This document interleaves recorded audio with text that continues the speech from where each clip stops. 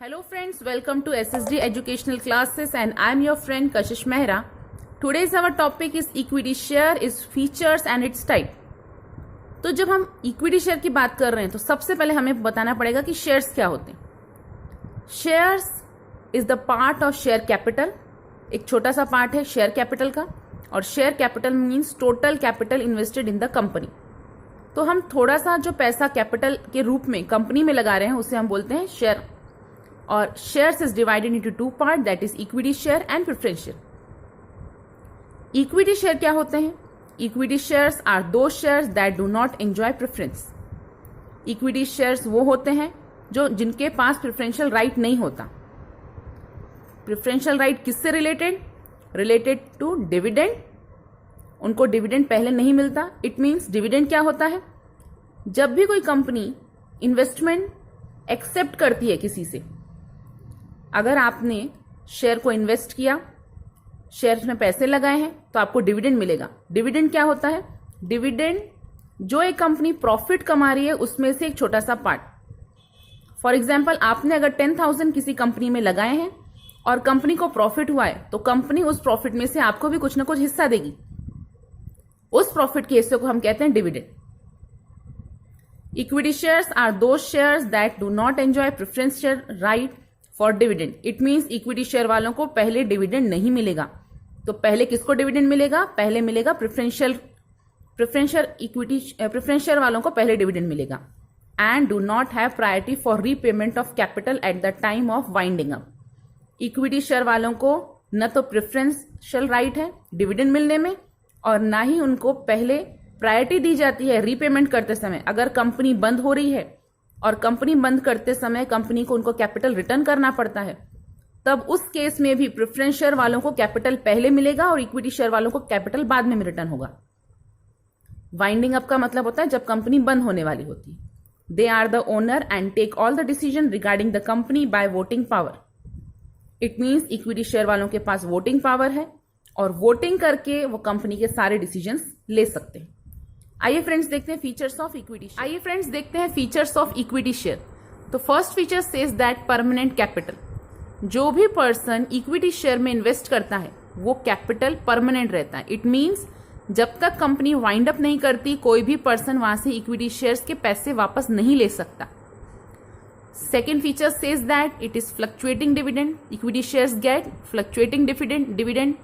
Fluctuating dividend का मतलब रहता है, जैसे कि आपने देखा प्रेफरेंशियल राइट नहीं है इक्विटी शेयर वालों को। इट मीन्स पहले डिविडेंड मिलेगा प्रेफरेंस शेयर वालों को और बाद में अगर पैसा बचता है, प्रॉफिट बचता है, तो वो डिविडेंड दिया जाएगा इक्विटी वालों को।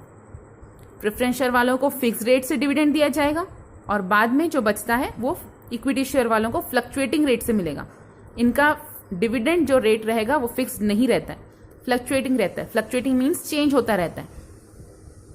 Rights of equity share.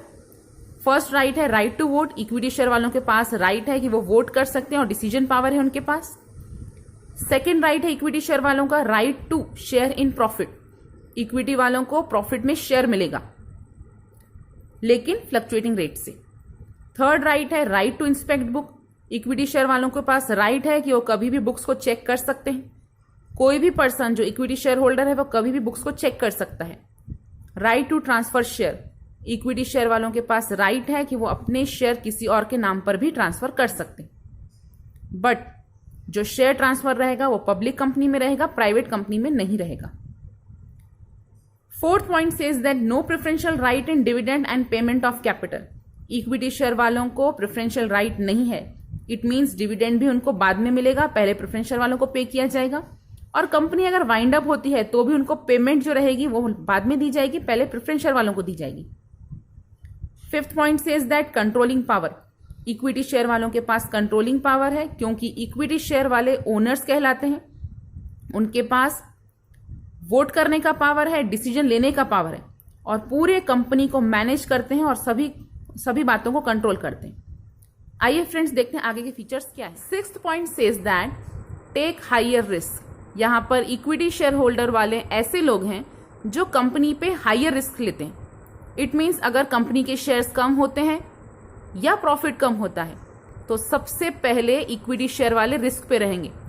As compare to preferential. Preferential वालों का रिस्क कम रहता है क्योंकि उनको डिविडेंड मिलता है फिक्स रेट से, और इक्विटी शेयर वालों को मिलता है डिविडेंड फ्लक्चुएटिंग रेट से, इसलिए इनका रिस्क भी हाई रहता है।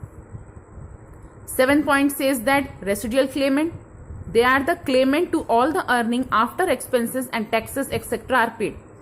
जब हमारी कंपनी में जितने भी एक्सपेंसेस हैं, टैक्सेस हैं, वो सब पेड करने के बाद जो पैसा बचता है, जो अर्निंग्स बचती है, वो मिलती है इक्विटी शेयर वालों को। इट मीन्स इक्विटी शेयर वालों को जल्दी से डिविडेंड नहीं मिलता, सारे एक्सपेंसेस और टैक्सेस पे करने के बाद ही मिलता है। 8th point says that no charges on asset of the company।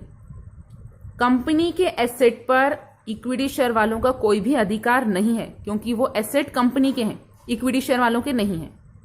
Bonus issue का इक्विटी शेयर वालों के पास राइट है, बोनस इशू का और राइट इशू का। बोनस इशू क्या होता है? जब कंपनी अच्छी तरीके से परफॉर्म करती है तब इक्विटी शेयर वालों को बोनस के रूप में शेयर्स दिए जाते हैं और उस शेयर पे उनको कोई भी कॉस्ट पे नहीं करनी पड़ती। Shares are of free of cost, तो ये बोनस इशू दिया जाता है, बोनस के तौर पर शेयर्स इशू किए जाते हैं इक्विटी शेयर वालों को। And the right issue is the priority to purchase more share.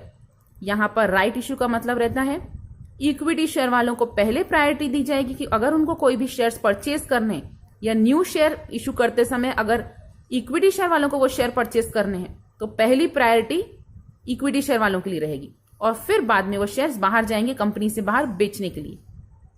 It means right issue वो राइट है इक्विटी शेयर वालों का कि पहले उनको प्रायोरिटी दी जाएगी, अगर वो शेयर्स खरीदना चाहते हैं तो वो लोग खरीदेंगे, अगर वो मना कर देते हैं तो ये शेयर्स कंपनी के बाहर जाएंगे इशू करने के लिए।